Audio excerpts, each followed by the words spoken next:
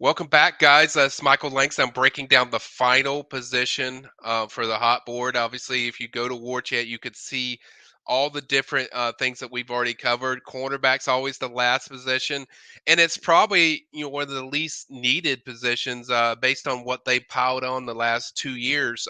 So, just going to go over a few of these guys. I think they would like one or two in this class.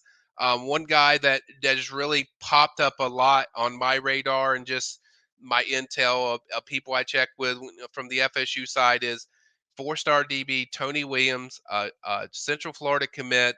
He visited FSU in April. That's a guy that has been very high on FSU and high on Patrick Surtain's ability and his connection with him. I think they built a pretty strong relationship as it's gone on throughout that spring. Not only did he visit in the spring, Surtain went to see him probably about a week ago. On just go to his high school and check him out and watch him and watch spring practice. So they're very invested in this recruitment. This is one that they're going to very much push UCF for this commit. I think there's a good chance, I would call it likely, that you see him take an official visit to FSU. To my knowledge, that hasn't been set up yet, but that's certainly a guy that I'm keeping a close eye on. I know he really liked it with his FSU visit. It really stood out.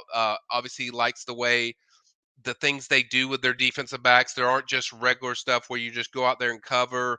There's a lot of responsibilities that lead to rush, or run, or support, or there's times where they mix it up where corners can sometimes do safety responsibilities and stuff. So the versatility and what FSU does with their defensive back is really, certainly attracted him. Obviously, the product on the field doesn't hurt when you're good on the field like they've been.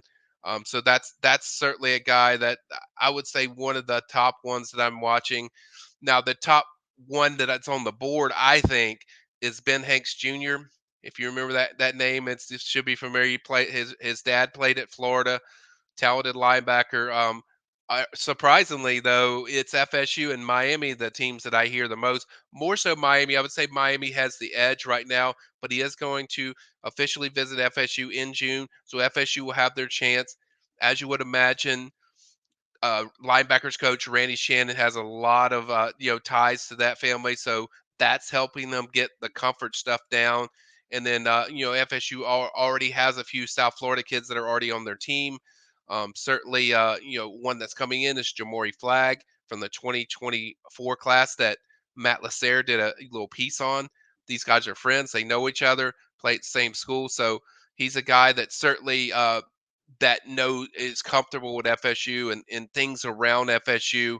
I think there's work to do to catch up with Miami because he's been on that campus so much, but that's a guy I'm certainly keeping an eye on. Now, the guy that I think probably feeling FSU the most would be the last two guys, which is Jett White, a three-star DB committed to Maryland. But I think if FSU pushes, they're going to be really hard to beat. He visited FSU in April, went really well. He's already going to take an official to FSU in June. That's when I expect a move to happen. I'm just waiting to see is he a take right now, or is it going to be a visit and just see what happens and go from there. But he's a guy that's really feeling FSU, so he's a name to get really familiar with. Same thing with Caden Gordon, a three-star DB that also visited in the spring. FSU offered, so they've been pushing to get into the picture. These are the last two that I'm kind of curious of, how the pecking order works. But I do think these are both guys that if FSU pushes, there's a good chance you could see them in this class. So it's really down to the push and what things happen for that visit. I think in the summer, the June camps are coming up, guys. Main time is around June 2nd through the 10th. You're going to get a lot of individual camps. So I think you could see more targets added to this list of whatever I covered, from the cornerback hot board that went up on Sunday. But I kind of wanted to break down just my feelings. So that's where I think things stand. One or two in this class. There's some possibilities to pull out, and then there could be more additional guys added, to this summer version of the hot board. But stay tuned to warchant.com.